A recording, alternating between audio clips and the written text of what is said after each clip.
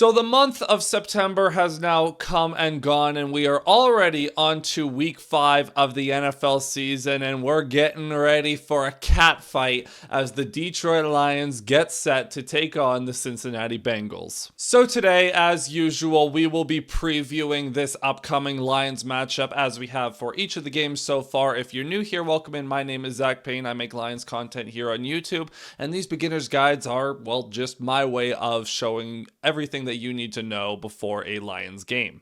Showing is not the right word, telling you everything that you need to know about the upcoming Lions game, and we're going to get into everything that you do need to know ahead of Lions-Bengals on Sunday. But before we do, if I could get you to hit that like button and subscribe with notifications turned on. We crossed the 300 threshold last week, which was super awesome. We've had a great month of September, great season so far for the channel, and it is a very small channel, so any little bit of help would go a long way. And if you could take 5 seconds to do those 3 things, it'd really help the channel grow, and I'd really appreciate it. Now, obviously, this matchup on paper should not be close. The Lions are one of the best teams in the entire league. The Bengals have been sputtering, and they are down in the dumps since the injury to quarterback Joe Burrow, which has left them fairly directionless as a team because their team was predicated on the idea that we have this star quarterback and 2 star wide receivers, and we're going to outscore our problems. And now without that star quarterback, things have been bad. Over their last 2 games, the Bengals have been outscored by a combined score of 76-13. It has not been pretty. The Bengals have only been to the red zone twice in the last 2 games. There's been turnovers and just all kinds of problems. They can't run the ball to save their lives. And Jake Browning is not the guy to kind of fix those problems for them. And as a result, the Lions are 10.5-point favorites. At the time of recording this, they are the biggest favorites of the weekend, and it's the first time the Lions have been favored to this degree in a very long time for a road game. This is from Pride of Detroit. The Lions have not been favored by this many points since 1973, on the road at least. They have not been road favorites to this degree since 1973, when the 1-2-1 Lions were 10.5-point favorites over the 1-3 Saints. Yikes. And it's really not hard to see why the sports books would think that way. Like I said, the Bengals have 13 points in their last 2 games. The Lions are first in the league, averaging 34.3 points per game so far this season, and the Bengals are 30th with 15.3. And defensively, the Bengals give up almost 30 points a game, and the Lions have been giving up 22. It just, on paper, the matchup is so bad for the Bengals. And this really starts in the trenches on both sides of the ball, but we're going to start with the Cincinnati rush offense. And honestly, to call it a rush offense is kind of offensive to run games around the league because the Bengals have been so bad that it's actually kind of unbelievable. Shout out to Eric Schlitt for compiling this data on Twitter.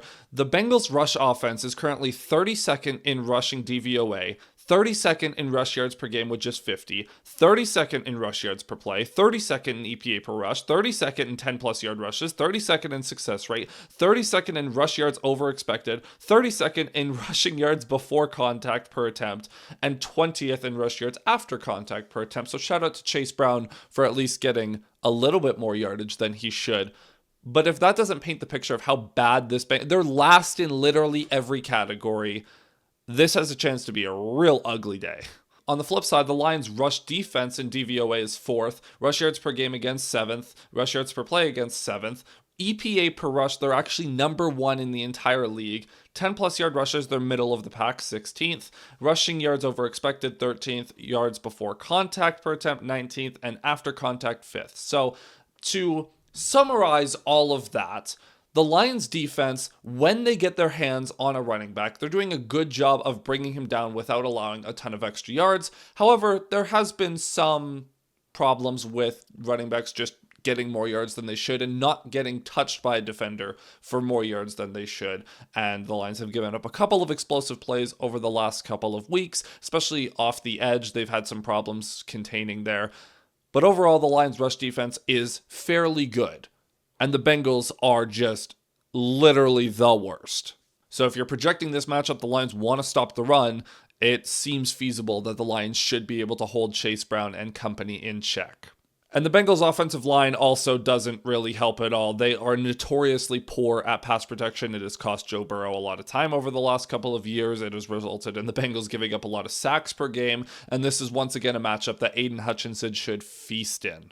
Now, the one area where the Bengals can actually pose problems to this Lions defense is with those star wide receivers. Jamar Chase, who is either the best or second best wide receiver in the league, depending on who you ask. And T. Higgins is a super solid number 2 receiver, would be a number 1 on a lot of teams around the league as well. Those two guys are legitimately studs. This is actually kind of a glaring problem for the Lions defense because their secondary is very beat up right now. DJ Reed just got placed on IR with that hamstring injury. He's going to miss at least 4 games. Terrion Arnold is going to be questionable for this game.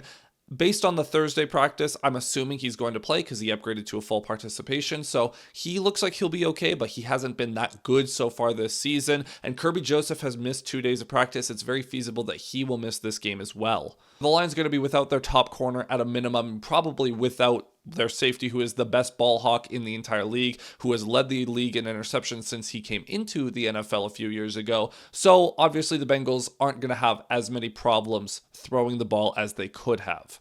Now, obviously, Jake Browning is hardly a good quarterback, but at the same time, if he just chucks it to these guys, Jamar Chase and T. Higgins, the Bengals actually might be able to find some success. I fully believe that Chase is going to have no difficulty getting open against Amik Robertson or Terrion Arnold, whoever he's matched up with. And T. Higgins, while he doesn't get open and he doesn't create that much separation, he is fantastic at these contested catches. So if I were the Bengals, I would just be chucking it every single play because what do you have to lose? As for the Lions offense against the Bengals defense, this is also not pretty. Now, the Lions receivers against this Bengals secondary, they should be able to find success. It's fairly simple. The Bengals don't really have much going on in the secondary. And on the defensive line, they do have Trey Hendrickson, who is a very good pass rusher, but he can't do it all himself. And the rest of the Bengals defensive line is not great, so feasibly the Lions should be able to run all over them. On a per game basis, the Bengals are currently 26th in the league, giving up over 135 rush yards per game. For a Lions team that predicates itself on running the football, this should be a good day for Jahmyr Gibbs and David Montgomery. And Jahmyr Gibbs is someone who I've criticized a little bit over the first few weeks because he hasn't quite lived up to the expectations that he set for himself down the stretch last year when he was just playing out of his mind. He's been good, but he hasn't been great, and he's capable of being great. And I think this is a game where we can really start to see that again. This is also going to be a big game for David Montgomery. It's the first time he's returning to Cincinnati since he played football in high school. So there's going to be a lot of emotion for him playing this game. And I would expect him to, break a few extra tackles, play a little bit tougher brand of football that he's known for. And, for as much as he kind of dispels that narrative and likes to talk about how he can be shifty and he can make guys miss, which he absolutely can, I expect him to just have a little bit of a chip on his shoulder in this game and take it out on the Bengals defenders. Truthfully, on paper, when you look at this matchup, there is no reason the Lions should not kill the Bengals. And if you're a Bengals fan watching this, you probably won't even be mad at that statement. On paper, the Lions should kill them. However, I do just want to mention that sometimes when things are a little too good to be true, bad things can happen. Now, I mentioned at the top of this video, this is the first time that the Lions have been favored by over 10 points on the road since a 1973 game against the Saints. They lost that game 20-13. So I do just want to put it out there, just because the Lions are massive favorites, just because on paper they should be able to find success in a lot of ways, that doesn't mean that the Lions are going to win. There's a reason we play the games, and that's because anything can happen on any given Sunday. Am I saying the Bengals are going to win? No, I would honestly be so beyond disgusted if the Bengals win this football game. And even if it's a competitive close game that the Lions struggle with, I'll be a little concerned. Actually, I'll be very concerned. However, it is a very distinct possibility that the Lions might just look down on the Bengals to an extent. I know this is something the Lions have avoided traditionally in the Dan Campbell era.